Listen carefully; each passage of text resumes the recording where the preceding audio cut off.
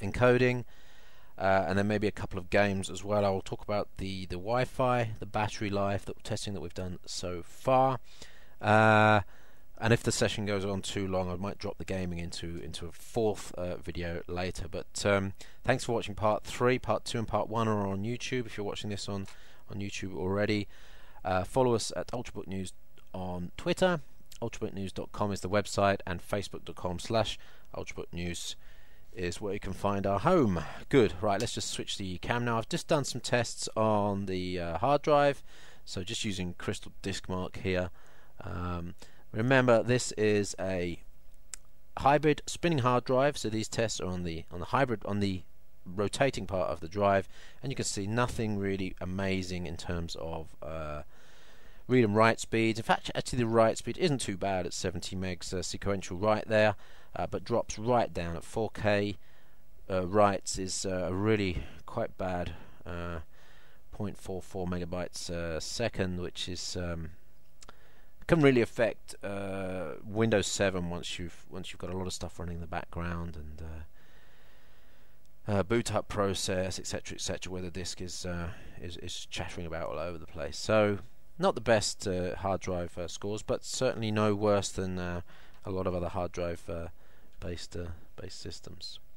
Right, let's just get on to some video stuff here, because one of the things in the Ultrabook platform, and in all core platforms or second gen core platforms, the Core i3, Core i5 and i7, is that it's got the hardware video decoder in it. So this is a video I recorded on HD video cam, so it's a proper progressive HD 1080p 30 megabits a second, so pretty good test really for the throughput of the device. Here we'll just fire that up. I think this is the first time I've run no, Media Player I have run before, so that's gonna, let's go full screen on that one. It's not important what's here. Actually, it's a very low light video, which is not the best test of high speed video, but anyway, let me just show you the CPU level here. I wanted to just zoom. Well, you can see that already. There's pretty much nothing going on there. It's running down at 12, okay, 14, 8, 11, averaging around 11-12%, I would say. There we go, 11, 15, 16, and that's pretty much all audio decoding work that it's doing there. So 1080p 30 megabits a second is also Blu-ray kind of qualities and throughput rates. So obviously out of the box, Windows 7 supports H.264, MPEG-4 part 2. Also supports MPEG-2, I believe, and of course Windows Media Video, but it doesn't support things like DTS channels, or I think it supports AC3 pass-through, maybe. I'm not sure about that. I'm not sure if you actually can down mix a Dolby into a 2-channel. I'm not sure if you can do that. But anyway, if you know Windows, if you're interested in things like MKV playback, or some of the lossless stuff that's out there, then you know you can download the apps. And this has got the CPU power to probably push through, so at least some decent 720p qualities in those, let's say, non-standard codecs, or the unsupported in hardware codecs. So you should get a very good range of video playback support on here without any problems at all. I certainly haven't seen any problems on it as well up to now at all. Until what am I saying? I haven't seen any problems at all yet. It kind of implies that I'm going to see a problem. I'm maybe not going to see a problem. HDMI out on the back, full size HDMI port, of course. So that's good for you connecting to your big screens. There's no Intel wide-eye support on this. This hasn't got an Intel Wi-Fi module, but it's got I think it's a Broadcom module. I'm not sure. Whatever it is, it's good. I get some really good throughput, some really good stability in the Wi-Fi, even a good 3 walls away from my hotspot. Solid 54 megabit connection on a G router. So I was really pleased to see that. That's really a lot different to the Samsung 900X1B I tested recently, which had some really poor Wi-Fi performance. So if you're the sort of person that's sitting in a conference hall or an office where there's fight for the hotspot going on, you might find that this is going to be give you a maybe better throughput than other. I'd say it's above average in terms of Wi-Fi performance.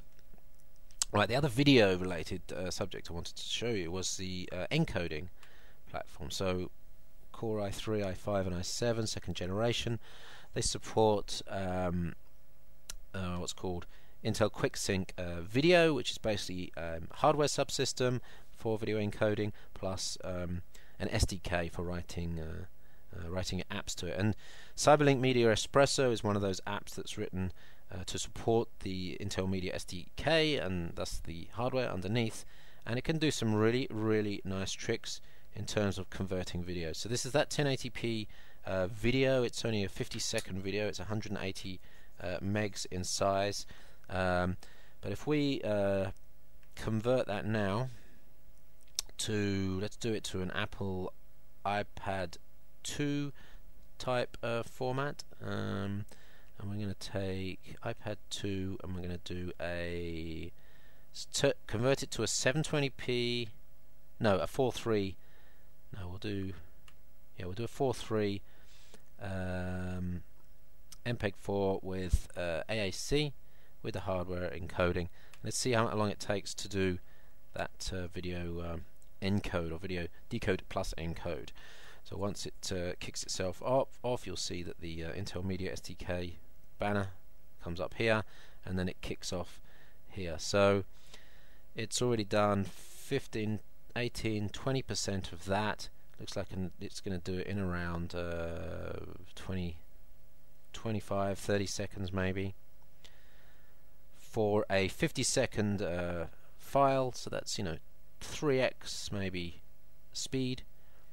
So it's very easy to convert files to push onto media devices. And I think this is one of the nice features of Sandy Bridge. That was 33 seconds, so it's 2x on that conversion. I've done some 720p low bitrate stuff that's converted in over 4x speed. So playing with that, you'll probably find that you'll settle on some nice codecs setups to get some really nice speed ups. And one thing to mention here, actually, this is very good in combination with video editing. Now, video editing at 1080p on this device might not be the best experience. Number one, you're throwing around large files. Number two, the rendering of 1080p, even down to 720p, is going to take a lot of CPU power, right? But the trick here is, if you've got a number of files and say a 5 to 10 minute edit you want to do, you throw all those files through Media Espresso and get them to the output rate that you want. So if you're starting with 1080p and you want maybe a 720p output to push up to YouTube, or even a 480p, you push them all out to that size, and then what you do is you edit those output files within Cyberlink Power Director, and you do what's known as SVRT encoding, which basically just takes the differences of where the files are overlaid, or there's a fade on it, for example. It only edits those parts of the file, so you get a really quick output at the resolution that you want, and then you can bung that up to YouTube really quickly. So it's not the highest quality way to edit a video, but if you're in a situation where you want to get a video up quickly, either because you're over 3G or there's a speed issue, you want to beat someone else. Journalists, for example, video journalists might be interested in that. There's a really neat way to get things done really quickly. Of course, you keep your 1080p file as well, you can use when you're back in the office. So that is video encoding, video decoding on the Sandy Bridge platform. A couple of questions came up, I think, in the chat room while I did that. Right, is it heating up? So this is a very good question. So that was a video edit, and we did the disk speed test and video play, but there's no heat on the bottom there. The fan revved up a bit while I was doing those tests, and got to a point where it would be annoying if you had to work with that fan on for any length of time. But video editing on any device is going to push the fan up. It's going to get the fan going. Unless you've got some sort of external cooling system that can really you plug into an external. I've thought about this. It's a nice little idea I have for an active dock which has a thermal component to it as well, which basically passes through cool air to keep turbo up and keep the fan down. But anyway, good, no heat. Someone's getting convinced. There was a guy in the chat room earlier, Dean56, was choosing between the DMZ1 HP, which is an extremely popular, sensible choice for 11.6-inch laptop. You can get it in Core i3 version as well. There's also the Lenovo S205, the Samsung MP350. So if you've been looking at those devices, and then you want to think about the S3 and where that pushes you maybe into i5 rather than i3, or even from AMD Fusion into Sandy Bridge, you'll see the CPU differences and the feature differences as well. There's also a trusted identity protection module on this, which works with software from some companies to do basically acts as a token for two-stage authentication between you and a website. So it's just basically like one of those RSI tokens, but built into the device. That's kind of cool. Don't lose the device though. Right, there was one other thing I wanted to do. Just a quick battery check here, and I mentioned it in one of the earlier videos. Battery life. So we're down to 76% now. The time is 22:20. So we've used exactly 19% in just under 1 hour. So I'm going to call it 20% per hour there. And I mentioned at the start that this is a 5-hour device, and there is exactly 5 hours for you there. But that's in middle to low usage scenarios. We're in balance mode. Earlier we were in power saving mode.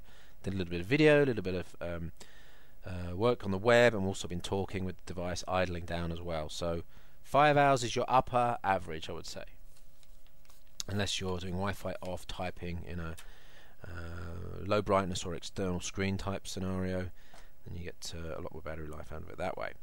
But now we're going to push it a little bit, because we're going to do 1 or 2 games. I will do that in this section of the video. You'll see, you might even hear, I might actually be able to mic up the fan, just to give you an idea of how. I wonder if it's going to reach. Let's just give that a quick test before we do. I wonder if I can maybe do this. A little bit careful with this mic, because I broke the connector on it the other day. I wonder if I can mic that up. Difficult. Oh, you can probably hear the fan, but you'll probably hear me as well. When that revs up, I'll bring on the mic. But let's just switch the cam right now and go into a couple of gaming tests. Only a couple of things I want to show you. A casual game from the Intel App Up store, which I think I might have to kick off here. So Intel App Up, I don't know if you heard, these guys have got $100 million fund, $100 million for setting up an ecosystem around Intel App Up, specifically for Ultrabooks. So I'm reading between the lines, and I guess what that means is redesigning the UI. It's a fixed netbook screen resolution application right now. They'll fix that, and then they'll use the other 99.9 million to basically attract developers. And I think what you'll see is that they will start to buy in software houses, or at least pay software houses to do some app conversions, maybe invest. It's an Intel Capital Fund, remember, so it's there to make money. So I guess they're going to start investing in maybe small software houses to encourage them to develop for Intel App Up. Interestingly, there's a few things gone in which I think are pretty interesting already, which is the LibreOffice from SUSE is already in there. There's a whole load of Intel Learning series, which I think is Encyclopedia Britannica. We've got Angry Birds in here. It's starting to ramp up. This is by no means a full application store at all, but it's starting to ramp up. It certainly is much better than it was a year ago. And I think with some investment around the ecosystem, it could be quite interesting. And it's also a way for manufacturers to pre-install software packs as well. So maybe there's a kickback some manufacturers will get if they pre-install this on the device. I won't call it crapware yet, because there's definitely some value in some of the apps, and there's some occasional good free apps as well, like LibreOffice. So my apps, let's just quickly go to my apps. There's one app I wanted to make sure I had downloaded.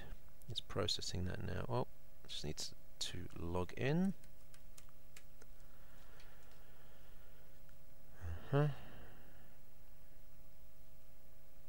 That's downloading now. Now you can see Angry Birds is there as well.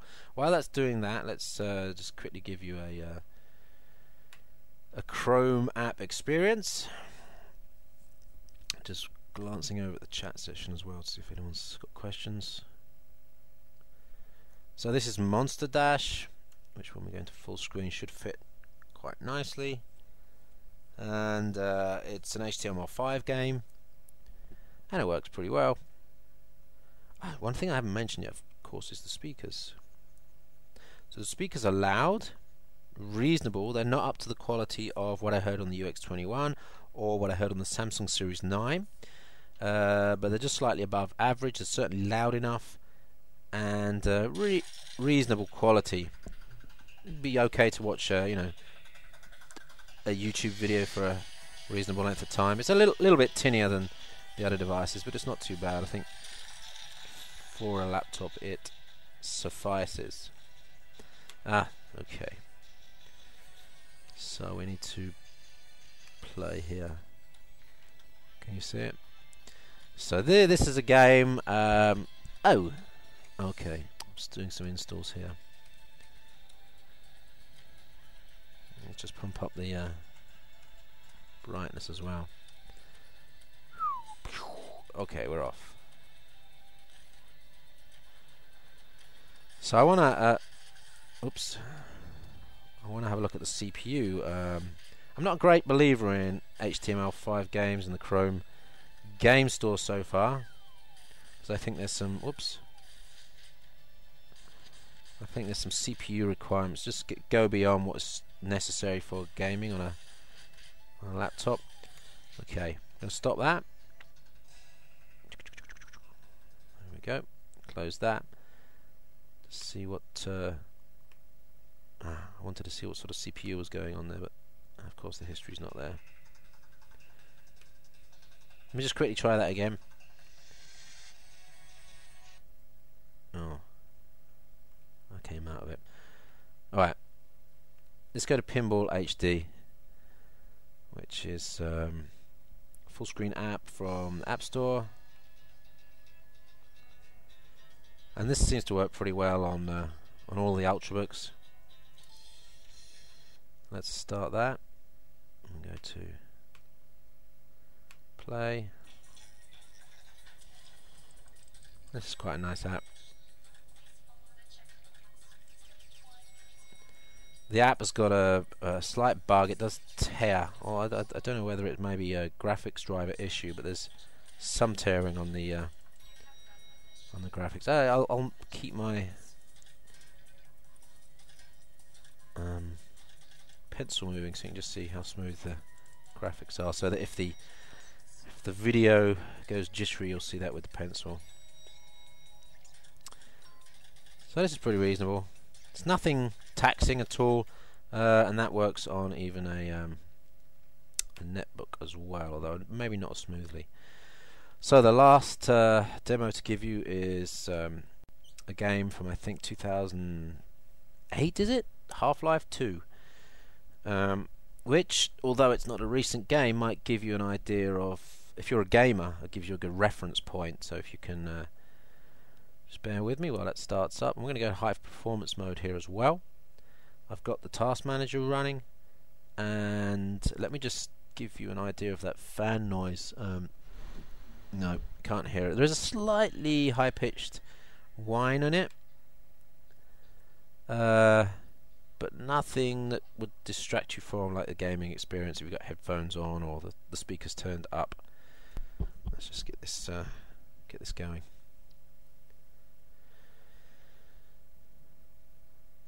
Yeah, like I said, it's not a massive test. What I've done on the Core i7 versions, that I did some frame rate tests, and we saw 100 to 200 frames a second, really no problem on this. It's not a massively taxing application. One interesting thing, and I don't want to mention this to the camera while that's starting up. So Core i7 versus Core i5. I want to mention this very quickly. So we're in a scenario now where Turbo Boost is working, and this thing is probably averaging around. In fact, I will get the turbo measurement tool up and just see what that levels out at. Of course, there's all sorts of screen stuff going on here. Let's just quickly do that. It should be averaging around 2.1 gigahertz. 2.2 gigahertz we've got running at the moment. Let's just go into half-life. 2.3, 2.2 gigahertz. Now, a Core i7, which a nominal 1.8 gigahertz Core i7 on the Ultrabook platform, can in theory go up to 2.8 gigahertz. But you've got this kind of thermal limit, right? Turbo gets pushed down as soon as the CPU gets too hot. So in all of these Ultrabooks that have a very fine thermal envelope, there's not a lot of headroom. The fans are small and there's not a lot of airflow in them. The CPUs heat up pretty quickly. So for example, the Core i7 based UX21 I had was only averaging 2.3 gigahertz in extreme usage scenarios, which is exactly what this is doing. So when you think about the differences, actually the Core i5 is almost can match the Core i7 in terms of clock rate. So when you get to gaming, we did some War of World Ultrabook. Anything newer, be careful, and certainly with the Core i3 versions, you don't want to be thinking about games too much on the Core i3 versions because of the lack of turbo. Right, just wanted to say that. So this is still up there at 2.3 gigahertz. And let me get Half-Life 2 back up and running. I think I might have crashed Half-Life 2. Okay, come on, bring me back. Somehow it's not allowing me to go back to Half-Life 2. I will run a separate video of this, a high definition video of gaming in a bit more detail on ultrabooknews.com next week. But I just wanted to show in the live session here what's going on. Unfortunately, seems to have crashed. So I'm going to try and close that and restart it. Let's just switch over to the device here. It's not even allowing me to close because I was running the graph, the task manager. Maybe something's tripped up there. But the fan is on now. There's a little bit of warmth that's built up now on this part of the device, just around here. This part of the device is okay. Across the keyboard, there's no heat coming out. There's a little tiny bit of heat just building up there. Not heat, just warmth. You can just sense. Nothing big, nothing worth worrying about. The fan is on. It's audible. It's certainly not silent anyway. And I can't do the Half-Life to it, so I'm going to have to reboot that. So I'll do that in a separate video. So what I'm expecting is a reasonable Half-Life 2. Did we go offline? We went offline.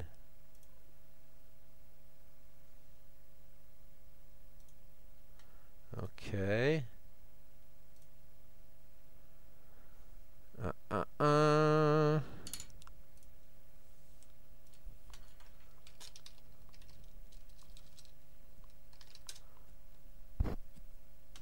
Okay.